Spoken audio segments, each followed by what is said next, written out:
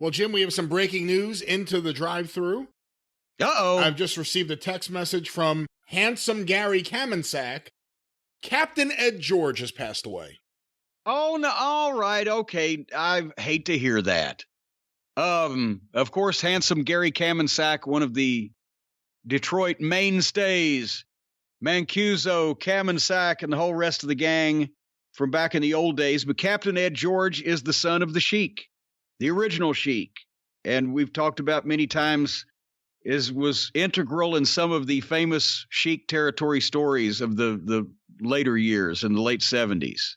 The last time we spoke about Captain Ed George on the show, I believe, was after we had done some segment where we talked about the Sheik blading himself and at times just blading job guys. For Joel Goodhart, he just bladed everyone. Yeah. And Captain Ed George went crazy on Facebook about you. How dare you accuse his father of ever using a razor blade to cut? But he was protecting the business. I guess. And one of the greatest wrestling stories I've ever heard involved Captain Ed George from Terry Funk. And for years, I thought it might be apocryphal. And then I asked Terry Funk about it, and he specifically said, no, that was the exact quote. But it was the late 70s, and the Sheik's territory was on its ass, and it was aging out. But the Sheik had been very close to Dory Sr. and had used to come to the Amarillo territory when he was the hottest heel in the business and worked for Dory Sr. when he could have been in New York, Los Angeles, wherever, but he's in Amarillo. And so the Funks go in and work a program with the Sheik and Abdullah the Butcher. And they're hot-shotting because they have to. It's at that point where they've lost the TV viewers. They've lost the people coming to the live shows. They got to do something shocking. They're blading arms, and they're bleeding, and they're having the wild chaos and the fire. And finally, they hot-shot the thing up to where the big grudge tag team match in the Cobo of the first decent house they've drawn there in a few years.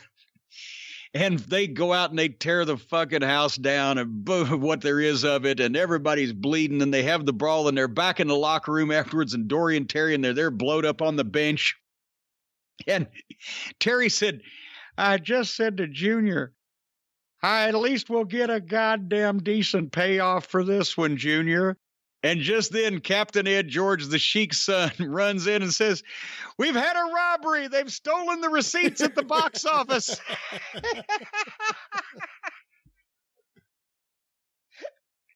Well, goddamn, Junior.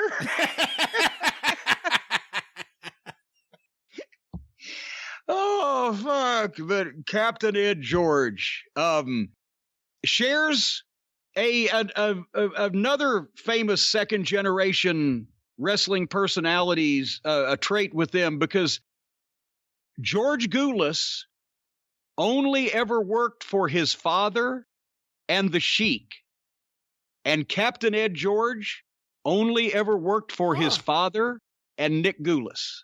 That's fascinating. Because when Nick had lost his friends and Jarrett had split off and the NWA didn't want anything to do with Nick, the only promoter that would help Nick was the Sheik. Yeah. And he'd send Bobo Brazil and Ripper Collins and himself, the guys that himself and all the guys that he had in Detroit down to Tennessee to help Nick for that brief time. And George was such a pariah in wrestling circles that he got sent one time. He got to work in the Cobo Arena. I've seen the program, George Goulas on the program, but he never worked any other wrestling territory. As a matter of fact, Bobby Eaton told me this story, and I've seen a picture of them together in the Sam Houston Coliseum.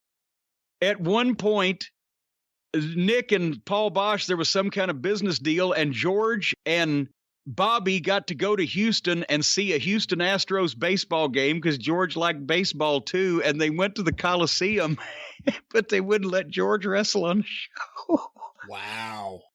Because, it was Houston, for fuck's sake. People wouldn't have got that at all. Who's this guy? But very interesting.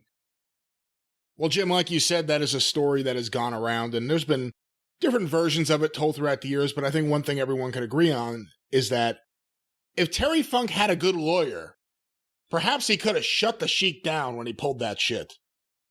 You know, that's exactly right. If he had had a man who would fight for the rights of the little guy, the poor downtrodden wrestler just trying to make a living in the Cobo Arena, if he had had a man who could have gone to court and fought the evil bigwigs that were preventing him from making his payoff so he could go home and take care of his sick horse, I can only think of one man that could have made Terry Funk happy about his sick horse. Call Stephen P. News.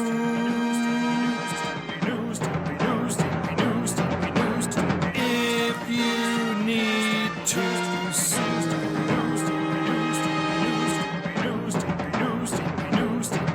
An outlaw mud show or two. Still to the rest.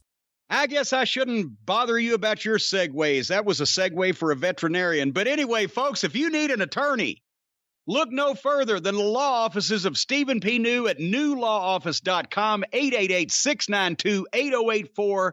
That man, the consigliere of the cult of Cornette, will extricate you from any legal entanglements caused by people misrepresenting themselves, downtrodding you, trotting upon your rights, infringing upon your safety and the health and happiness of your family and immediate social circle. Stephen P. New is the champion of the little guy who will bring justice to the people who have had injustice thrust upon them.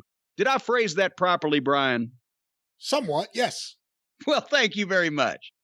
He's a friend of the little guy, and he's a friend of wrestling.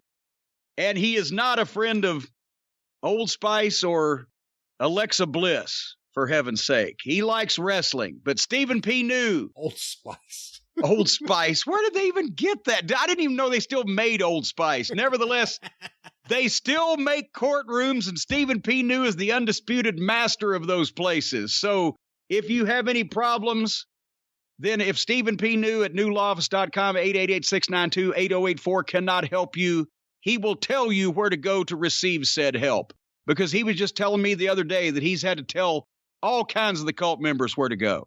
And he can do it for you too, folks.